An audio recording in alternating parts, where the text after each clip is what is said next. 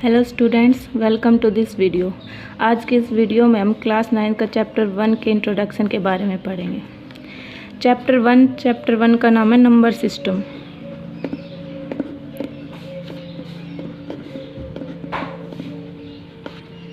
Number systems. जिस chapter के नाम से ही हमें क्या पढ़ना है, नंबर के बारे में पढ़ना है। तो हम सबसे पहले नंबर के बारे में पढ़ेंगे। नंबर कई भी टाइप के होते हैं। सबसे पहले जो होता है नेचुरल नंबर।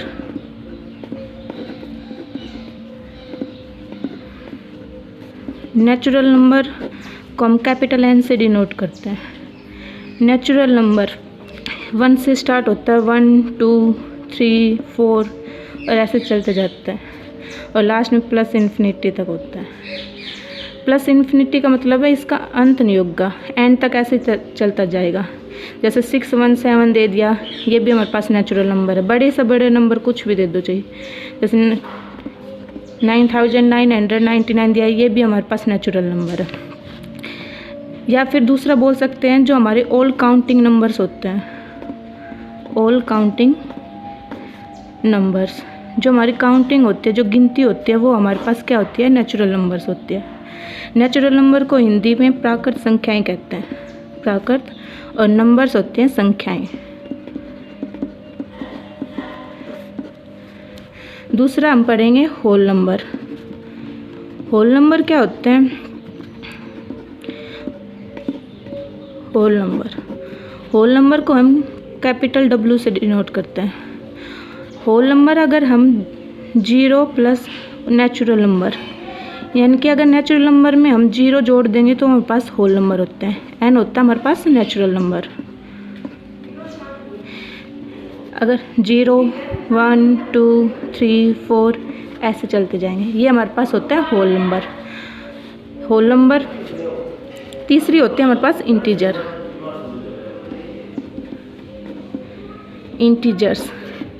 इंटीजर्स होते हैं हमारे पास, जैसे -3 -2 -1, फिर 0 1 2 3 ऐसे चलते जाते हैं। ये इस तरफ वाले होते हैं हमारे पास पॉजिटिव नंबर्स।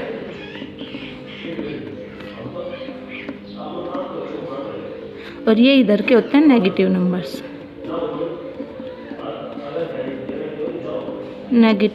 नंबर्स। तो इंटीजर्स के अंदर हमारे पास आते हैं नेगेटिव नंबर्स होते हैं और पॉजिटिव नंबर्स, और इसको बोलते हैं जीरो नंबर्स से भी बोल देते हैं, जीरो नंबर्स। इसके बाद हम पढ़ेंगे फ्रैक्शन के बारे में। इंटीजर्स को हम कैपिटल Z से डिनोट करते हैं। कैपिटल Z से डिनोट करते हैं। इसके बाद हम पढ़ेंगे फ्रैक्शन के बारे में। फ्रैक्शन जिसको हम P/Q के रूप में लिख सकते हैं। P होता है, यानी कि P ऊपर न्यूमरेटर होता है, नीचे डिनोमिनेटर होता है। जैसे 3/5 ये हमारे पास फ्रैक्शन हो गया। 4/5 2/3 जो बटेक के होते हैं, है ना। जो न्यूमरेटर और डिनोमिनेटर बटेक की जो संख्याएं होती है वो हमारे पास होती है फ्रैक्शन को हम कैपिटल Q से डिनोट करते हैं। डिनोट होता है कैपिटल Q से। ठीक है, क्या क्या बता दिया। सबसे पहले नेचुरल नंबर्स बताए जो कैपिटल N से डिनोट करते हैं। प्राकृत संख्याएं होती है जो हमारे पास ऑल काउंटिंग नंबर्स होती है, वो हमारे पास नेचुरल नंबर्स होते हैं। दूसरी होती है होल नंबर्स, जिसको हम W से डिनोट करते हैं, और होल नंबर स्टार्ट होते हैं 0 1 2 3 4 ऐसे चलते जाएंगे। फिर होते हैं इंटीजर्स, जो नेगेटिव नंबर्स और पॉजिटिव नंबर्स दोनों से मिलकर जो बने होते हैं वो हमारे पास होते हैं इंटीजर्स। अगला है फ्रैक्शन होते हैं बटे की, जैसे P/Q, इसको हम बोलते हैं फ्रैक्शन। फिर अगला हम पढ़ेंगे रेशनल नंबर के बारे में। रेशनल नंबर क्या होता है हमारे पास? All numbers which can be represented as P/Q, जिसको हम P/Q के रूप में लिख सकते हैं। और जहाँ P और Q हमारे पास इंटीजर से आते हैं, P and Q are integers. Also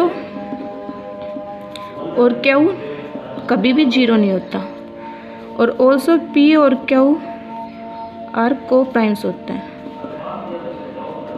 को प्राइम्स क्या होते हैं? रेशनल नंबर जिसको हम पी बटे क्यू के रूप में लिख सकते हैं, और क्यू कभी भी जीरो नहीं होना चाहिए। ये जीरो क्यों नहीं होना चाहिए? अगर हम कुछ भी लिखते हैं समथिंग, जैसे 5/0, सम किसी के भी अपॉन में जीरो होता है, वो हमारे पास इन्फिनिटी के बराबर होता है। तो इन्फिनिटी जैसे हम कुछ भी नहीं जानते, इसलिए कभी भी ये क्या होता है, वो जीरो के बराबर नहीं होता है।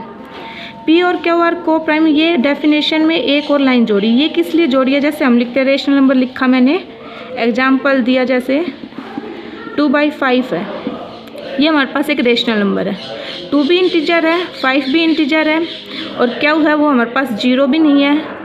और पी और क्यू को प्राइम, को प्राइम का मतलब है, को प्राइम का मतलब होता है जिन HCF ऑफ पी और क्यू हमारे पास 1 होना चाहिए, या दूसरा इसको बोल सकते हैं GCD होता है पी और क्यू का 1 होना चाहिए। GCD मतलब greatest common divisor, greatest common divisor. ठीक है, 2 और 5 का GCD है, यानी कि HCF है, वो भी हमारे पास इसका 1 है। तो ये रेशनल नंबर की सारी कंडीशन को फुलफिल कर रहा है। 2 और 5 हमारे पास इंटीजर भी है, क्या हमारे पास नॉट इक्वल टू 0 भी है, और पी और क्यू यानी कि 2 और 5 का जो HCF है वो हमारे पास 1 है, यानी कि इसका और कोई फैक्टर नहीं होना चाहिए, सबसे छोटा फैक्टर 1 होगा।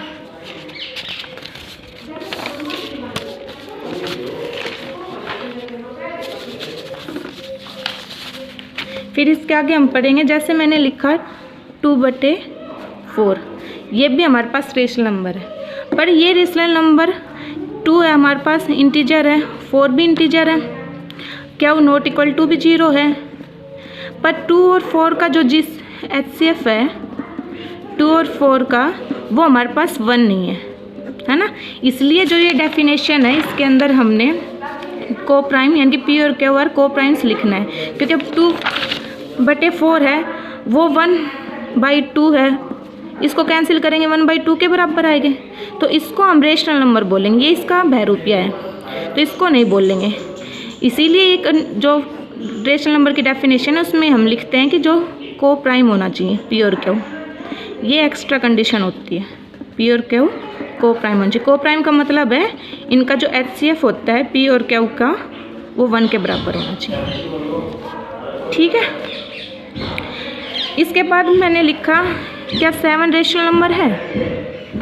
7 भी रेशनल नंबर है, क्योंकि 7 को हम क्या लिख सकते हैं 7/1, जैसे कोई भी नंबर है 5 लिख दिया, उसको भी हम 5/1 किसी के भी नीचे 1 लिख सकते हैं।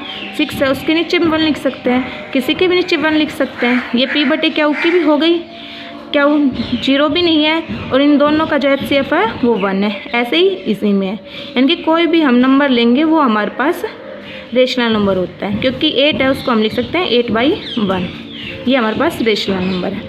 दूसरा मैंने कहा 7/0 या 5/0, क्या ये रेशनल नंबर है? नहीं है। क्यों नहीं है? क्योंकि यहाँ पर 0 है, डेफिनेशन क्या कहती है, क्यू कभी भी 0 नहीं होना चाहिए, तो 5/0 हमारे पास रेशनल नंबर नहीं है, इसलिए इसको बोलेंगे नॉट रेशनल, नॉट रेशनल। क्यों बोलेंगे इसको? क्योंकि 5/0 मैंने बताया था किसी के भी नीचे 0 होता है वो इन्फिनिटी के बराबर होता है, और इन्फिनिटी को हम लिखते हैं अनडिफाइंड, इसको हम डिफाइन ही नहीं कर सकते। कोई भी नंबर हो किसी के भी नीचे, जैसे और कुछ होता है 11/0, या बड़े से बड़ा नंबर लिख देते 5/0, कितना भी बड़ा नंबर हो, किसी भी नंबर के नीचे अगर 0 है तो वो इन्फिनिटी के बराबर होता है। ठीक है, तो यानी कि किसी भी नंबर के नीचे अगर 0 है तो हमारे पास नॉट रेशनल नंबर होता है। इसके बाद मैंने लिखा 0, क्या ये रेशनल नंबर है? 0 भी रेशनल नंबर होता है, क्योंकि 0 को भी हम क्या लिख सकते हैं 0/1, है ना। तो ये p भी हमारे पास इंटीजर है, 1 भी इंटीजर है, नीचे वाला वो क्या होता है वो नॉट इक्वल टू 0 है, और इन दोनों का जो HCF है वो 1 के बराबर है। तो हमारे पास 0 भी कैसा होता है, एक रेशनल नंबर होता है, 0 भी इज ए रेशनल। ठीक है, यहाँ से पता चल गया p हमारे पास 0 है, क्यू है वो हमारे पास 1 है और क्यू नॉट इक्वल टू 0 भी है, तो ये हमारे पास 0 हमारे पास रेशनल नंबर होता है। फिर और 0 को हम क्या लिख सकते हैं, 0 गुना 1, क्यू को लिख सकते हैं 1 गुना 1, तो इनको जो HCF है वो भी 1 के बराबर। ठीक है, इसके बाद जो डेसिमल एक्सपेंशन होते हैं वो भी हमारे पास रेशनल नंबर होते हैं, रेशनल होते हैं। इसके अलावा जो रिपीटिशन होते हैं, पैटर्न होता है 1.33 ऐसे चलता जाता है, या इसको लिख सकते हैं 1.3 बार, ये भी हमारे पास रेशनल नंबर होता है। इसे रेशनल, ये आगे पढ़ेंगे इसे। इसके बाद होता है 1.001, 0001, 00001 ऐसे चलता जाए, जिसके अंदर कोई पैटर्न नहीं होता वो हमारे पास नॉट ए रेशनल होता है, वो हमारे पास रेशनल नहीं होता। ठीक है, रेशनल के बारे में सब कुछ पढ़ लिया डिटेल से। सेम ये का ये हमारे पास क्लास 10th में आएगा, जो चैप्टर 1 है उसके बारे में सेम ये का ये आएगा। इसके बाद होते हैं इरेशनल नंबर।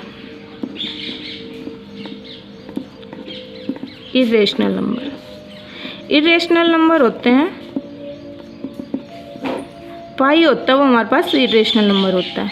इसके बाद होता है वर्गमूल 2, वर्गमूल 3, वर्गमूल 4 नहीं होगा, वर्गमूल 7, यानी कि स्क्वायर रूट, यानी कि रूट के अंदर प्राइम नंबर होने चाहिए, प्राइम नंबर, वो भी हमारे पास क्या होते हैं, इरेशनल नंबर।